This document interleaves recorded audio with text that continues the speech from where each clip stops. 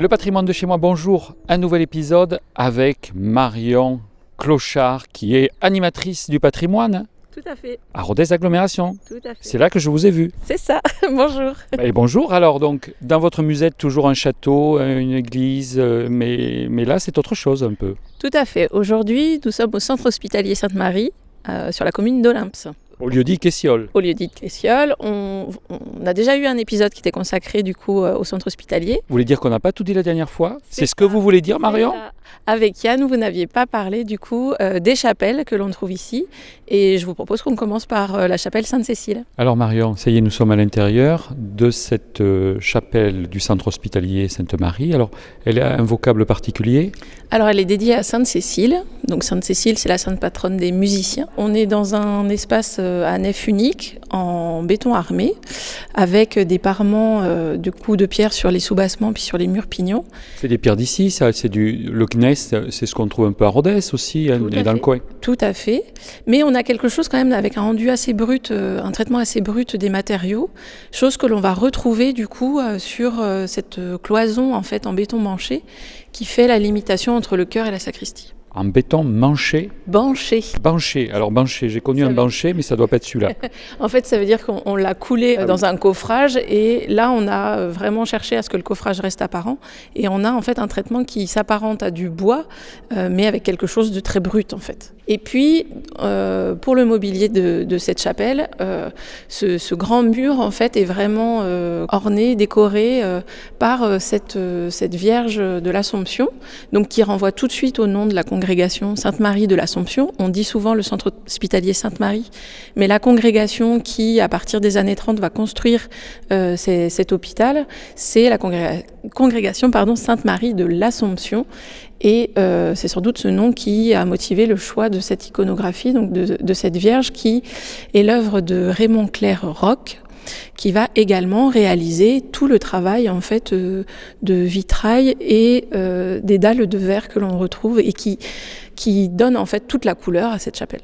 Marion, sur ce coup-là, vous ne m'aurez pas parce que j'ai fait beaucoup de travail sur l'histoire de l'art et sur le patrimoine et je vois bien que l'œuvre qui est devant nous n'est pas des années 1960. Il ne faut pas essayer. Non, on est sur une crucifixion qui date du XVe siècle, donc bien antérieure à tout l'hôpital d'ailleurs, qui a été donnée en fait par une famille d'un malade. Et cet ensemble est issu en fait du château des Bourrines. Cette grange monastique qui était reliée à la domerie d'Aubrac. Tout à fait.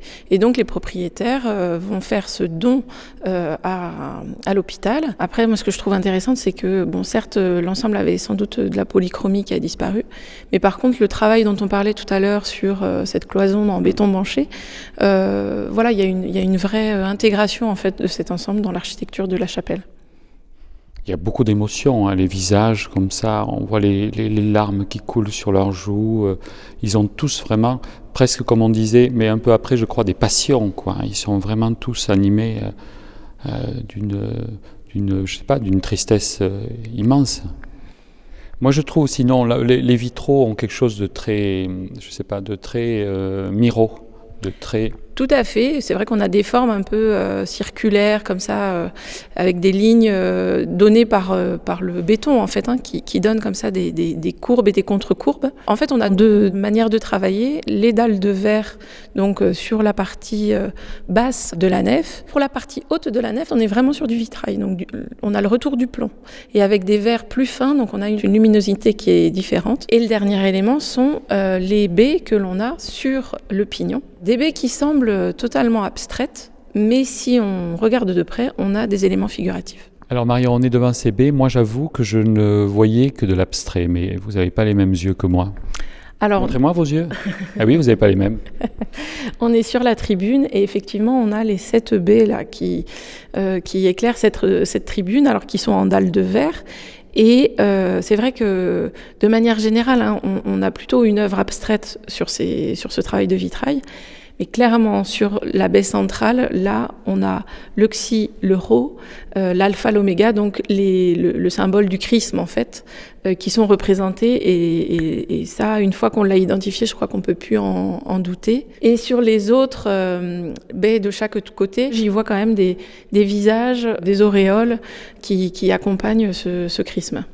Alors Marion, vous avez encore des choses à nous dire. Et moi, ça me plaît parce qu'on est en plein soleil, il fait beau, c'est très agréable. Vous pouvez nous dire tout ce que vous voulez, Marion. Alors on est dans l'ancienne cour des femmes, puisqu'en fait l'architecture qui avait été dessinée par les Jarriers pour cet hôpital de Sainte-Marie. Les Jarriers, donc je me glisse là, les deux Louis architectes. et Marcel Jarrier. Le père et le fils. C'est ça, et qui du coup ont été les concepteurs du plan de cet hôpital psychiatrique, avaient prévu au démarrage un axe central avec la cuisine que vous aviez visitée avec Yann. On avait donc dans le prolongement la cour réservée aux sœurs, puisque c'était bien des sœurs de la congrégation qui s'occupaient des malades, et dans le prolongement, une chapelle qui est aujourd'hui en fait le bâtiment d'accueil.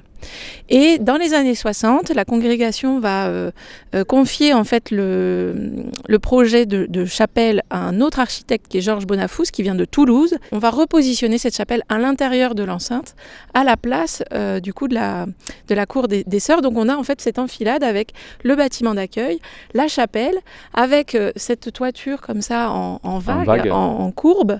Donc une toiture qui est obtenue grâce à l'emploi du béton. On n'a pas... Elle assouplit le bâtiment, hein, Tout aussi. à fait. Elle lui donne quelque chose de gracieux. Ouais, on le voit très bien du coup quand on s'éloigne et puis qu'on prend un peu de hauteur. Et puis donc il reste dans l'axe de la rotonde de la cuisine. Alors Marion, on est entouré de toutes ces croix, dans un grand silence, un grand apaisement, un recueillement. On comprend qu'il y a eu de la souffrance avant, évidemment, et que tout ça se retrouve, toute cette douleur se retrouve apaisée, enfin, peut-être, dans cette terre.